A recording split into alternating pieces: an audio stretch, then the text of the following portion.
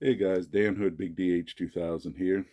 A few days ago, I acquired this Vibratory Tumbler from Harbor Freight. It's the 5 pounder. They also make like a 10 or a 20 pounder. It's about 3 times the cost. That one, the reason it's so expensive, not just because it's bigger, but it also allows you to add soap and water if you want to the mix. It can take water. Um, I'm mainly looking for uh, what does what in it. Okay. Um, Sometime back, I tried this media, also from Harbor Freight. Here's what it looks like, guys. Okay, it's pretty big. I was shocked. I thought it was smaller when I bought the thing. I ended up having to buy two of these, which means I've got 10 pounds of media in a 5 pound thing. It did okay, but it's just loud. Okay. Now my goal is, I make a lot of high end stuff where I sand and I finished, but there's also people who want, shall we say, not low end, but don't want that fancy. They want more of a something they can just throw around, but at the same time is decent, looks nice, and doesn't take me much time to make. Um, a lot of them are in aluminum. So what I've done here, I've got a scrap piece of aluminum. You can see the bandsaw marks.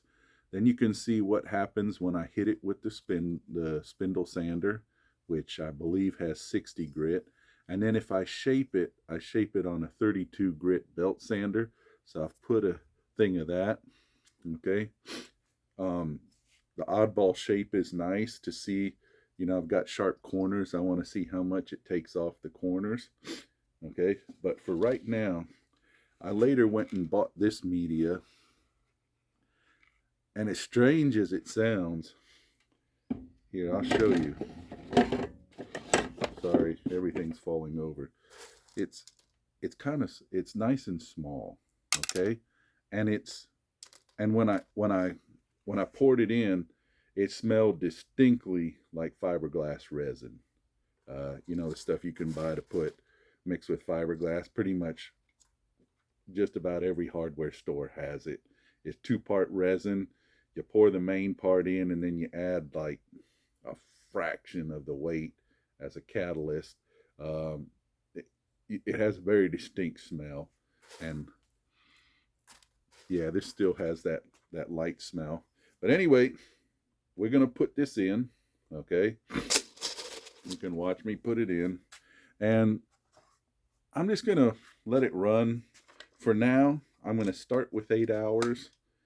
Then we'll probably go as much as 24 hours, and every so often I'll stop it, we'll pull it out, and we'll look at it. Now, there's a little spacer that goes in here, okay, which I've learned through process and error that, first of all, the little wing nut they give you is next to useless, okay?